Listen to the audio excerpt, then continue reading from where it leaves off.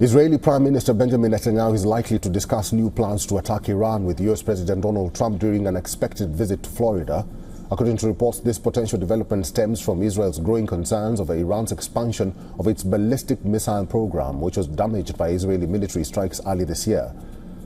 During the meeting, which is expected later this month, Netanyahu is expected to make the case to the US President that Iran's growing ballistic missile program represents a threat that may require prompt action. He is expected to present Trump with options for the United States to join or assist in any new military operations. Israeli officials are also reportedly concerned that Iran is reconstituting nuclear enrichment sites bombed by US in June.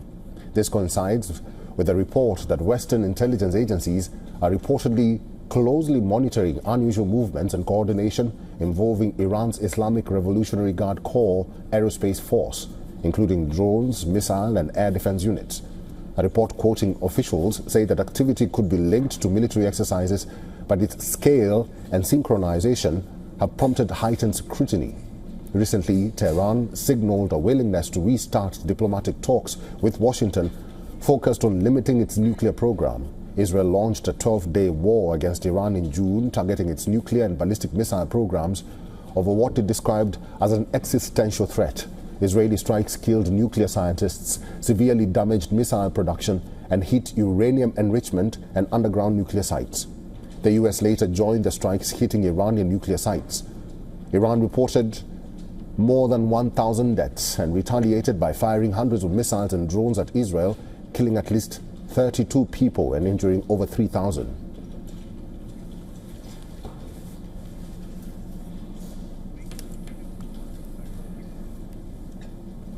Dr. Sayed Emamian is an assistant professor at Tehran Polytechnic. He is also the founder and former director of the governance and policy think tank.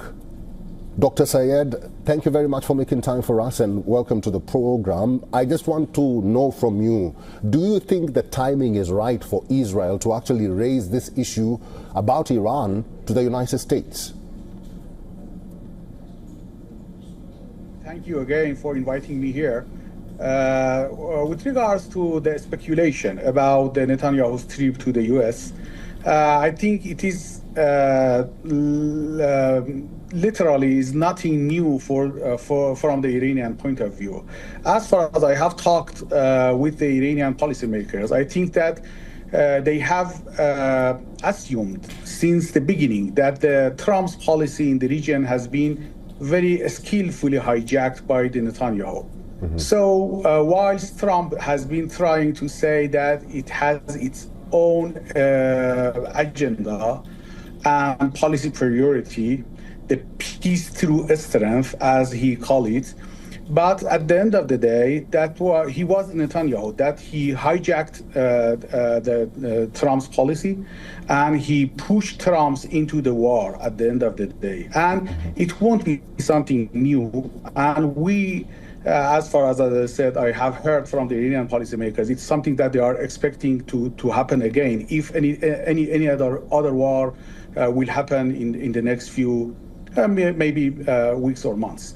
So it's nothing new from the Iranian point of view. But such a war that comes from the Netanyahu's internal political need, and also it's very expansionist and very revisionist kind of the politics that he's following, I think would be a problem not only for Iran. It would be a problem for, first of all, the whole region.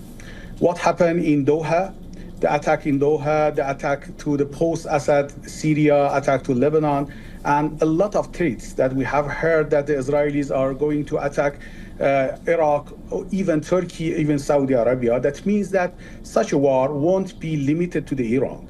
The next war would be a regional war from the beginning.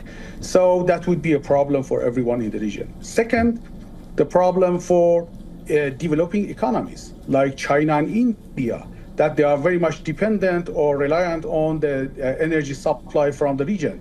The war would be a very important instrument for Trump to have a more open hand on the energy supply chain, and to continue his weaponization of the trade policies like tariffs by controlling over the routes of the energy. And last but not least, such a war would be a problem for the Trump itself, because Trump has been promised its core constituency within the MAGA, the American First constituency, that he won't be someone to go to the war, and he's going to be a peace president. But at the end of the day, what has happened until now, and in any case of another war, it would be very problematic from the U.S. political point of view. So we should wait and see what would happen. But as far as I know, it's nothing new from the Iranian point of view. Yeah. Dr. Emamian, very quickly, I want your response on this question.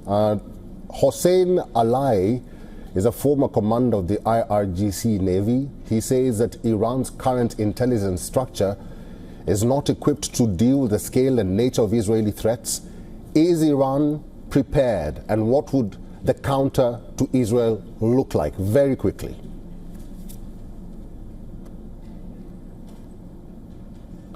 I think Iran has shown that at the end of the day, he was the one that has shifted Israel's aggression and President Trump's statement of unconditional surrender to unconditional ceasefire. So Iran has been affected a lot by the war, but at the end of the day, Iran hit back very efficiently and effectively. So it seems that Iranians have tried their best to be well prepared since the 12-day wars ended, to be well prepared for the next round that is very much likely because of the Trump's policy, and because of the Trump's naivety, and because of the Netanyahu's expansionism. So it's something has been very much well prepared for a long time. But at the end of the day, it is a war, and a lot of complexities in the way. And we know that there is a lot of support from the U.S. would be again for the Israelis for such an attack, if happens.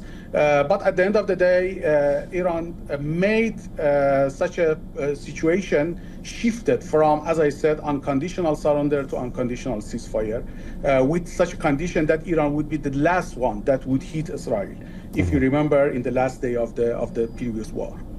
All right. Dr. Sayed Emamian, it's good to talk to you. Thank you very much for talking to us today. Thank you for inviting me. Thank you very much.